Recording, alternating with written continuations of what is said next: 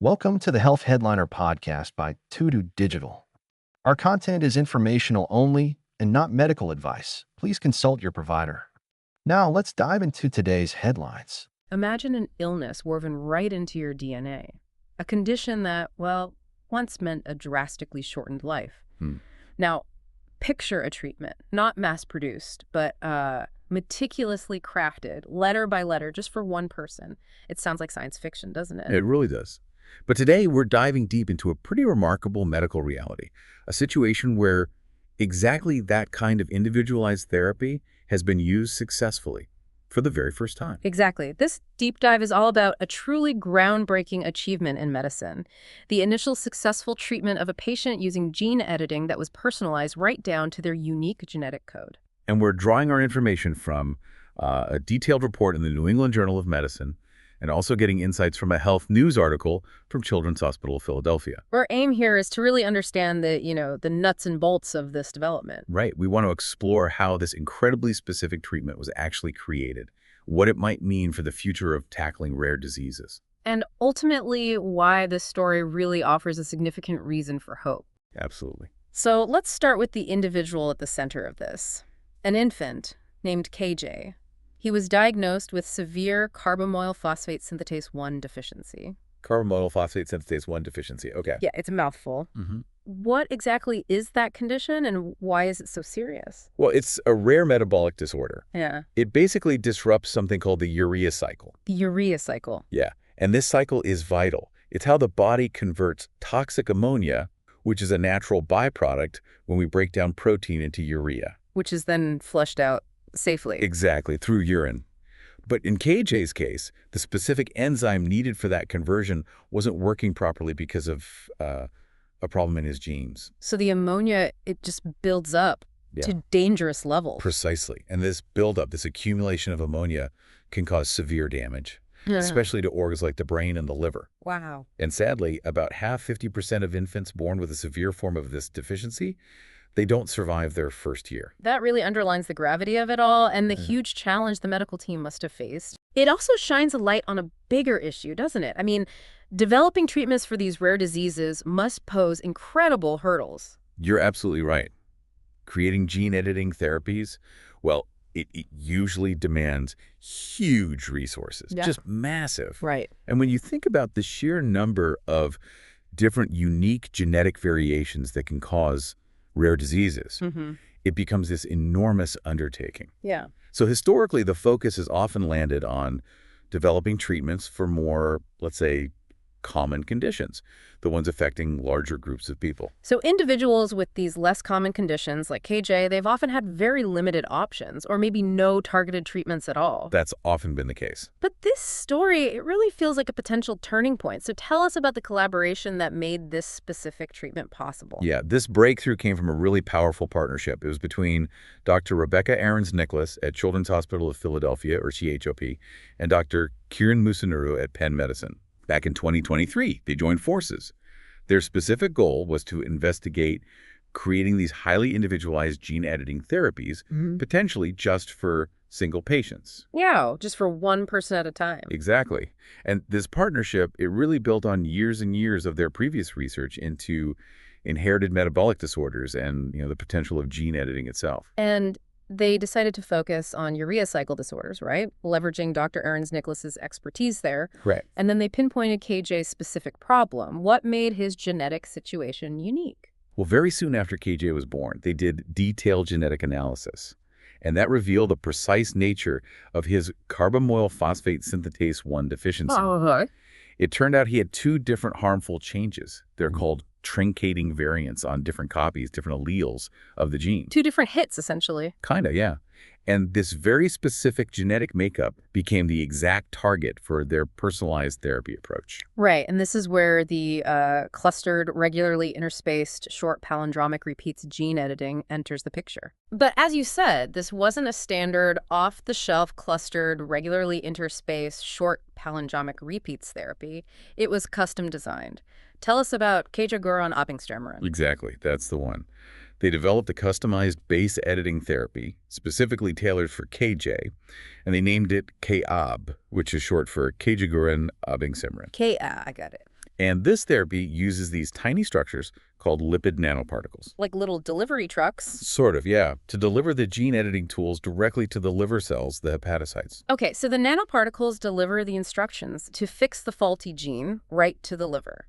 Now, what exactly is base editing? How does that differ from maybe earlier types of gene editing using clustered, regularly interspaced, short palindromic repeats? That's a great question. Base editing is, let's say, a more refined, more precise version of the clustered, regularly interspaced, short palindromic repeats technology. More precise how? Well, instead of cutting both strands of the DNA molecule, which older methods sometimes do, base editing works more like a molecular pencil. A pencil? Yeah, it allows for a very precise correction of just a single letter or base within the genetic code without making a big cut. Ah, okay. So in KJ's case, it targeted his specific faulty enzyme gene sequence to enable that crucial conversion of ammonia to urea again. That level of precision sounds, well, remarkable. And the speed at which this all moved, from diagnosis to actually treating him, that was also pretty notable, wasn't it? It really was. It was about 6 to 7 months. That's the time frame between KJ's diagnosis and the first dose of this experimental therapy. Incredible. And this rapid progress involved several absolutely essential steps.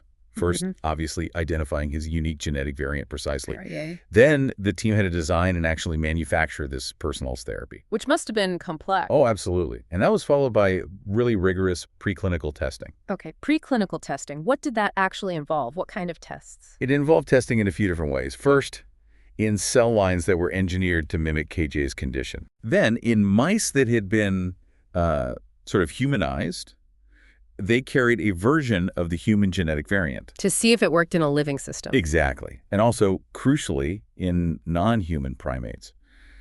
That was really to thoroughly check the safety of the therapy before it could ever be used in a human infant. Makes sense. Safety first. Always.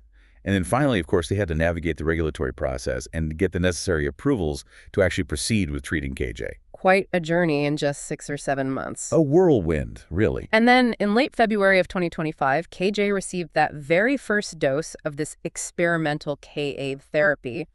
What happened next? What were the initial findings? So by April 2025, KJ had actually received 3 doses in total. Okay. And the researchers reported, very importantly, that he experienced no serious adverse effects, no major side effects. That's huge. It is. And significantly, KJ started showing tolerance for increased levels of protein in his diet, which is absolutely vital for growth and development in an infant. Right, because protein breakdown produces that ammonia. Exactly. He also needed less of the nitrogen scavenger medication he'd previously relied on. Ah, explain that nitrogen scavenger medication. What does that do? Sure. That medication basically helps the body remove some of the excess ammonia. It acts as a kind of temporary workaround because his own urea cycle wasn't functioning properly. Got it. So needing less of that is a good sign. A very good sign. Yeah. And perhaps the most encouraging thing, he was able to recover from common childhood illnesses, colds, that kind of thing, without experiencing that dangerous buildup of ammonia in his body. Wow. That's incredibly promising. Those initial signs are amazing. They really are. But the researchers, they're also stressing that this is just the start, right? It's early days still. Absolutely. You've got it. While these early results are extremely encouraging, the researchers are very clear. They underscore the need for long-term follow-up. Makes sense. We need to fully understand the sustained benefits and also monitor for any potential long-term effects of the therapy on KJ's overall health and his development over years. Okay. So this success story, even at this early stage, it seems to carry some really significant implications. Thinking bigger picture now, for the whole field of medicine, especially for those rare diseases we talked about. Indeed. This specific case offers a potential framework, you could call it a model maybe, for how personalized gene editing therapies could be developed for a whole range of other rare genetic diseases. A blueprint, almost. Perhaps, yeah. And when you think that, collectively, these rare conditions affect millions of people around the world, this represents a potentially huge step forward in how we might approach treating them. So this isn't just a one-off story about KJ, amazing as it is. The hope is that the basic method, the approach, can be adapted to help other patients with different rare conditions. Precisely. The researchers are definitely optimistic that this fundamental approach can be scaled, can be customized to address the unique genetic needs of individuals with all sorts of rare disorders. And it sounds like the technology itself, the base editing platform, is actually quite well suited to this kind of rapid personalization. Yes, that's a key point. Corrective gene editing, much like another approach called antisense oligonucleotide therapy, which has also shown promise in personalized treatments, it has what's called a platform nature. A platform nature, meaning? Meaning that many of the core components, things like the lipid nanoparticles for delivery, the messenger ribonucleic acid that carries the editing instructions, these could potentially be standardized, reusable in a sense. Okay. The main part that needs customizing for each individual patient is the guide ribonucleic acid. That's the bit that directs the editing tool to the specific faulty gene sequence that needs correcting. So it's almost like having a standard operating system, and you just need to write a specific app, the guide RNA, for each genetic bug. That's actually a pretty good analogy, yeah. That platform approach could potentially speed up the development process significantly for future personalized therapies. It really feels like we might be on the cusp of a major shift in how we approach medicine, moving towards something much more personalized, much more precisely targeted. I think that captures the transformative potential of gene therapy that this case really highlights. It feels like a glimpse of that future. Absolutely. But of course, with any huge step forward like this, it's also really important we talk about the limitations, right? These are still very early stages. That's a crucial point, very important to keep perspective. Firstly, and most obviously, these results are from just one patient. Right. Just KJ so far. Exactly. So while it's incredibly encouraging, we absolutely need more research. Studies involving a larger group of patients are essential to really confirm the safety and the effectiveness of this specific approach more broadly. And the follow-up time since KJ got the treatment is still quite short, you mentioned. Yes, relatively short. The researchers have only been monitoring him for a few months since the initial doses. The long-term effects, both the good ones and any potential downsides, they need careful observation over many years, especially things like his neurological development. That makes sense. The report also mentioned that they couldn't directly check how much gene editing actually happened inside KJ's liver. Why was that? That's right. A liver biopsy, which would involve taking a small tissue sample from his liver, would be the way to directly see the extent of the corrective editing in his liver cells. What? But that procedure was considered too risky for an infant in his condition at the time. The potential risks outweighed the benefit of getting that specific data point. Understandable. And finally, there's always the question with gene editing technologies about potential changes to reproductive cells, germline editing. Right, that's always a consideration. In this specific case, the researchers couldn't directly assess the potential for changes to germline cells, sperm, or egg precursors. Okay. However, they do note that related research using similar types of therapies has provided some reassurance. It suggests the probability of those kinds of unintended changes is likely low with this base editing approach, delivered via lipid nanoparticles to the liver. Okay, so some encouraging signs there, but still something to monitor. It's definitely important to keep all these factors in mind as we think about what this all means. Absolutely. Grounded optimism is key. But even with those limitations acknowledged, the excitement from the researchers involved is palpable. You can really feel it. It truly is. Dr. Ahrens-Nicklas, she stated, and I'm quoting here, "Years and years of progress in gene editing and collaboration between researchers and clinicians made this moment possible. And while KJ is just one patient, we hope he is the first of many to benefit from a methodology that can be scaled to fit an individual patient's needs." That really captures the journey, doesn't it? The years of work leading up to this and the hope looking forward. And Dr. Musunuru, he expressed something similar. He did. He said, "We want each and every patient to have the potential to experience the same results we saw in this first patient. And we hope that other academic investigators will replicate this method for many rare diseases and give many patients a fair shot at living a healthy life." A fair shot. That's powerful. And he added, "The promise of gene therapy that we've heard about for decades is coming to fruition, and it's going to utterly transform the way we approach medicine." Utterly transform. Strong words, but based on this, you can see why they feel that way. Definitely.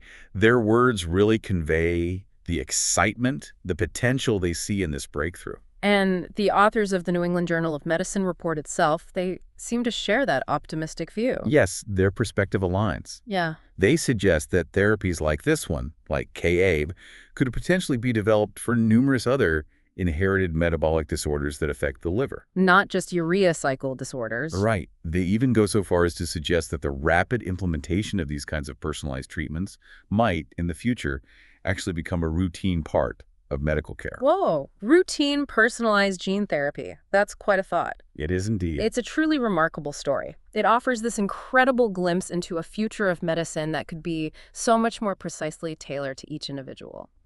As we wrap up this deep dive, what's the main takeaway for you? What really stands out? For me, I think it's the clear demonstration that, through really focused effort and intense collaboration, even these incredibly challenging medical conditions, these ultra-rare genetic diseases, they aren't necessarily insurmountable. Yeah. This case provides such a tangible example of how far gene editing technology has come and the incredible promise it holds for actually treating diseases at their fundamental root cause. It certainly makes you think about what's next. So, for you, the listener, here's something to consider. Could this really be the dawn of an era where genetic diseases are no longer seen as these insurmountable life sentences, but instead as targets? Targets for highly specific, highly individualized treatments. Maybe you'll be interested in looking up more about clustered, regularly interspaced, short palindromic repeats gene editing, or learning more about urea cycle disorders specifically. Or perhaps check out the ongoing work at Children's Hospital of Philadelphia and Penn Medicine. Exactly. It's definitely something to contemplate, a future shaped by personalized genetic medicine. Thanks for tuning in to the Health Headliner podcast by To Digital. Like and subscribe for more health news and breakthroughs. Stay healthy and informed. See you next time.